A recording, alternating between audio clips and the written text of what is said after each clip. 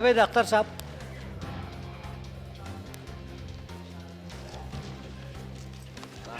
शुक्रिया चेयरमैन साहब। अच्छा वक्त बुरा वक्त कैसा भी वक्त हो गुजर जाता है। तो ये 6 साल भी गुजर गए और ऐसे गुजरे कि लगा कि मैंने 6 बार आंखें झपकाई हैं, इतनी तेज़ी से निकल गए। लेकिन इस तेज़ी में भी जो कुछ देखने को मुझे मिला वो मैं ज़िंदगी भर अपने दिल में अपने जहन में संभाल के रखूँगा। वो बड़ी कीमती चीज़ है। मैंने यहाँ लीडर ऑफ द ऑपोजिशन और उसके बाद leader of the house Shri Arun Jaitley की स्कॉलरली स्पीचेस सुनी। मैंने यहाँ चिदम्बरम साहब, कपिल सिब्बल साहब का इनके साथ डिबेट सुनी।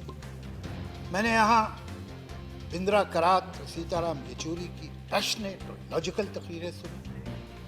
मैंने यहाँ श्री रविशंकर प्रसाद के विट को देखा। यहाँ राम गोपाल यादव साहब जो सख्त से सख्त बात नर्म से नर्म लहजे में कह सकते हैं, उनकी बातें सुनी। और भी सुनता, लेकिन मुझे एक किस्सा याद आ रहा है। मजाज उर्दू के एक बहुत बड़े शायर थे और उनका सेंस ऑफ ह्यूमर भी बहुत मशहूर था। तो वो कश्मीर गए तो पहली बार किसी मुशायरे में, तो वहाँ किसी ने पूछा कि मजाज साहब आप पहली बार आए, यहाँ के कुदरती नज़ारे देखे आप, कैसे लगे? कल भाई बहुत अच्छे लगे, और ये बीच में पहाड़ वहाड़ आ गए वरना और भी दिखाई देते। तो यही कह सकता हूँ कि बीच में बहुत सारे एडजॉर्नमेंट आ गए थे,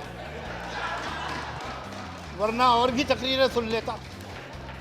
लेकिन खैर जितना सुना वो भी काफ़ी था। अब क्या फ़ायदा, मैं तो आपकी तारीफ कर चुका।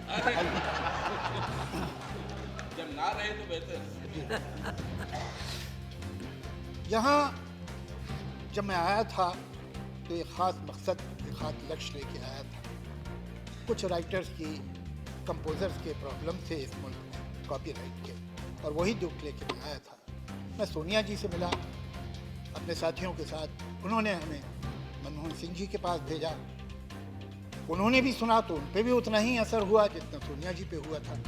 मनमोहन सिंह जी ने कहा कि देखिए हम आपका साथ ज़रूर देंगे, लेकिन आप अपोजिशन से, खासतौर से बीजेपी से बात कर लीजिए, उनके बगैर आपका काम नहीं होता है। तो हम अरुण जेटली साहब के पास गए और मुझे थोड़ी हैरत भी हुई, खुशी भी हुई कि बहुत हद तक तो हमारा प्रॉब्लम जानते ही थे, लेकिन थोड़ी डिटेल हमने और दी। और जिस तरह उन्होंने रिएक्ट किया उस दिन मुझे मालूम हुआ कि ये काम हो जाए।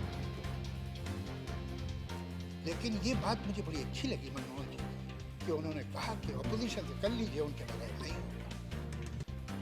ऐसा ही होना चाहिए। देखिए सरकारें तो उन मुल्कों में भी होती हैं जहाँ डिक्टेटरशिप है, सरकारें तो वहाँ भी होती हैं जहाँ शेखडम से बादशाहते हैं, लेकिन डेमोक्रेसी में और इन हुकूमतों में फ़र्क क्या है? वहाँ सिर्फ सरकार होती है, यहाँ सरकार और ऑपोजिशन दोनों।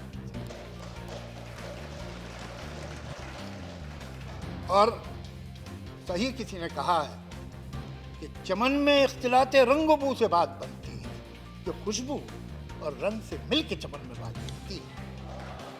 चमन में इख्तिलाते रंग बू से बात बनती है। हम ही हम हैं तो क्या हम हैं, तुम ही तुम हो तो क्या तुम।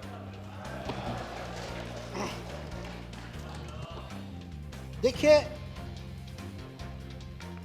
क्या है कि हम बड़े खुशकिस्मत हैं और हम शिकायतें तो करते रहते हैं हुकूमतों से भी और देश से भी और समाज से भी, लेकिन जो हमारे पास है उसका शुक्रिया हम अदा नहीं करते। जितना हमें करना चाहिए और जितना उसका एहसान मानना चाहिए उतना हम मानते हैं, और वो है हमारा संविधान, हमारा कॉन्स्टिट्यूशन। ज़रा नज़र उठा के देखिए, यहाँ से चलेंगे तो दूसरी डेमोक्रेसी आपको मेडिटेरियन कोस्ट पर मिलती है। वो क्या बात है, वो क्या ताकत है जो हमें यहाँ मिलती है। और ये संविधान हमें डेमोक्रेसी देता, लेकिन डेमोक्रेसी, ये याद रखिए, बगैर सेकुलरिज्म के नहीं हो सकती। ये वो मुल्क हैं जिनमें सेकुलरिज्म नहीं, और इसीलिए डेमोक्रेसी। डेमोक्रेसी का मतलब क्या होता है कि ज़्यादा जिस बारे में लोगों की राय होगी, जिस तरफ अक्सरियत होगी, जिस तरफ मेजॉरिटी होगी, वो बात मानी जाएगी, जिस तरफ माइनॉरिटी होगी वो बात नहीं मानी जाएगी। लेकिन डेमोक्रेसी ये मान के चलती है कि ये मेजॉरिटी और ये माइनॉरिटी परमानेंट नहीं है, यह हर इशू पे बदलेगी। अगर कोई ऐसी परिभाषा बना दी जाए, अगर कोई ऐसी डेफिनेशन बना दी जाए मेजॉरिटी की और माइनॉरिटी की जो परमानेंट, तो फिर डेमोक्रेसी तो उसी दिन खत्म होगी।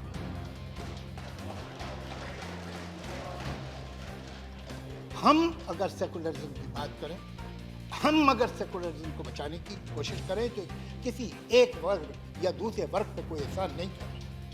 हमको सेकुलरिज्म इसलिए बचाना होगा कि इसके बगैर डेमोक्रेसी ही नहीं बन सकती। लेकिन मैं ऐसा विश्वास रखता हूं कि हमारे देश में बहुत बड़ा अचीवमेंट, हमारे बहुत से अचीवमेंट। हम जब आज़ाद हुए तो शायद सुई बनाने के काबिल नहीं थे, आज हम एक इंडस्ट्रियल कंट्री हैं, बहुत बड़ी पावर है, बहुत बड़े अचीवमेंट्स हैं। शायद इससे भी ज़्यादा हो सकते थे, लेकिन जितने हुए वो भी बहुत थे। लेकिन सबसे बड़ा अचीवमेंट ये है कि हमने अपनी ज़मीन की धरती में जनतंत्र को उतार दिया। उसकी जड़ें इतनी गहरी हैं कि उखड़ नहीं सकती, ये मुमकिन नहीं। बहुत बड़ा तोहफा है जो हमारे बुजुर्गों ने हमें दिया है। और एक तरफ ये डेमोक्रेसी, एक तरफ ये कमाल का संविधान, और दूसरी तरफ एक ऐसा मुल्क, एक ऐसी आबादी जिसमें 50% लोग जो है वो 27 साल की उम्र से नीचे, जहां 35 करोड़ लोग यंग, 10 साल और 25 साल के बीच में। ये एक यंग मुल्क है, इतनी एनर्जी है इसके पास अच्छा कानून है, इसके पास एनर्जी है, इसके पास इल्म है, टैलेंट है, कैलिबर है। मैं ऐसा मानता हूं, इसलिए नहीं कि मैं हिंदुस्तानी हूं, इसलिए कि ये सच बात है कि एवरेज हिंदुस्तानी का IQ बहुत अच्छा होता है। वो पढ़ा लिखा ना हो, वो गांव में रहता हो, वो जबान टूटी फूटी बोलता हो, लेकिन उसकी अक्ल है, वो नादान नहीं है। हर चीज हमारे फेवर में। क्या वजह है कि आज दुनिया के सबसे ज्यादा बेरोजगार हमारे मुल्क में हैं? क्या वजह है कि दुनिया के सबसे ज्यादा TB के मरीज हमारे मुल्क में हैं? क्या वजह है कि दुनिया का हर 5वां बच्चा जो 5 बरस की उम्र से पहले मरता है वो हिंदुस्तानी होता है? क्या वजह है कि हर साल एक कैलेंडर ईयर 50,000 औरतें माइनर प्रेगनेंसी के कॉम्प्लिकेशन की वजह से मर जाती हैं? हमें सोचना होगा, ये शक्ति, ये कानून, ये सिस्टम सब हमारे पास है, तो हम तरक्की, डेवलपमेंट करना चाह रहे हैं तो कौन सा, किसका डेवलपमेंट, किसके लिए और किसकी कीमत? डेवलपमेंट GDP नहीं है, डेवलपमेंट है ह्यूमन डेवलपमेंट इंडेक्स। सवाल ये है, GDP तो मैं आपको बताऊं, एक मुल्क है दुनिया में ब्राजील, जहां दुनिया की तीसरी सबसे बड़ी प्राइवेट प्लेन्स की फ्लीट है और उनकी 1/3 आबादी पावर्टी लाइन के नीचे। ये हमें अपने देश में नहीं मिलता। मैं ऐसा विश्वास रखता हूं कि कोई भी पार्टी हो, वो तो चाहती तो यही है कि इस देश का भला हो।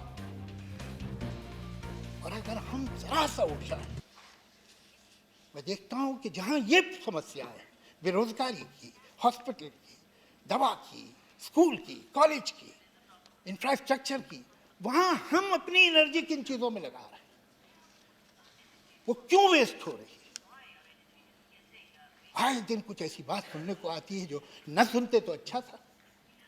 अभी 2-3 दिन पहले एक साहब है जिन्हें ख्याल हो गया कि वो नेशनल लीडर हैं, हालांकि हकीकत ये है कि वो हिंदुस्तान की एक स्टेट आंध्रा, कि एक शहर हैदराबाद, कि एक शहर, उस शहर के मोहल्ले के लीडर हैं।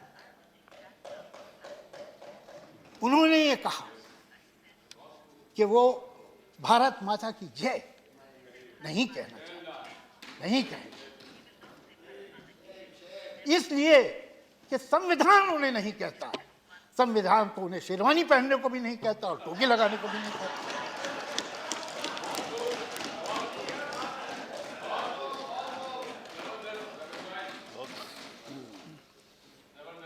मैं ये जानने में इंटरेस्टेड नहीं हूं कि भारत माता की जय कहना मेरा कर्तव्य है कि नहीं, ये मैं जानना भी नहीं चाहता, इसलिए कि ये मेरा कर्तव्य नहीं, मेरा अधिकार है।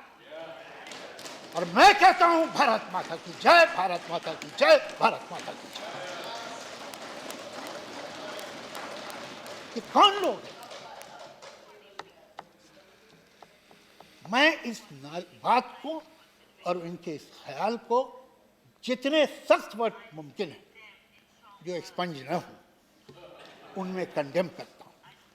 और मैं इतनी ही सख्ती से एक और नारे को भी कंडेम करता हूं जो अक्सर हिंदुस्तान के शहरों में बोला जाता है, मुसलमान के दो स्थान, कब्रिस्तान या पाकिस्तान। मैं उसे भी कंडेम करता हूं।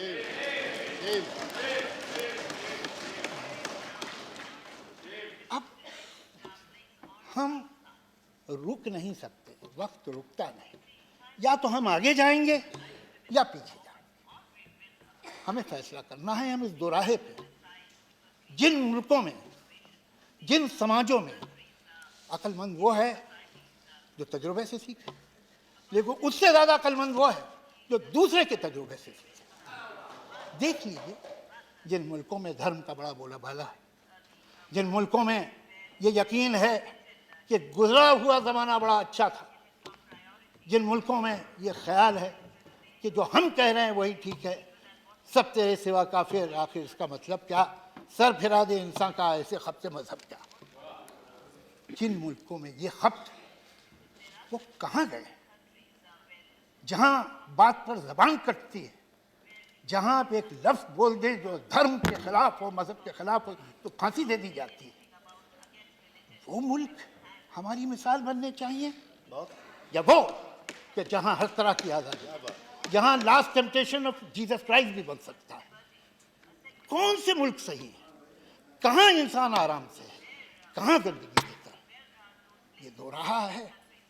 आजकल जिसे हम फ्रिंज कहते हैं, वो फ्रिंज दिन ब दिन बड़ी होती जा रही है और उसकी ज़रूरत नहीं है। मैं शायद मेरे कुछ दोस्त मुझसे नाराज़ भी हों इस बात, लेकिन ये मैं दिल से समझता हूँ कि इस सरकार में बड़े काबिल लोग भी मौजूद हैं और जो बहुत अच्छा काम करते हैं वो कर सकते हैं, लेकिन उनके ऊपर ये बहुत बड़ी जिम्मेदारी है कि ये सो कॉल्ड फ्रिंज, जो कि न सिर्फ मामूली लीडर्स हैं बल्कि एमएलए भी हैं, एमपी भी हैं, मिनिस्टर ऑफ स्टेट भी हैं और कभी कभी मिनिस्टर भी हैं, वो इनको काबू में ले। इसलिए जावेद साहब जी, मजबूरन मेरी नजर घड़ी पे है। मैं भी मानता हूं सर, वक्त अच्छा नहीं है। मैं बिल्कुल आपके साथ हूं। तो मैं यही उम्मीद करूंगा कि ऑपोजिशन हो कि सरकार, ऑपोजिशन का भी रोल है, इसलिए कि ये जो नौजवान हैं ये हमेशा नौजवान नहीं रहेंगे। जापान ये एडवांटेज खो चुका है, चीन ये एडवांटेज खो रहा है।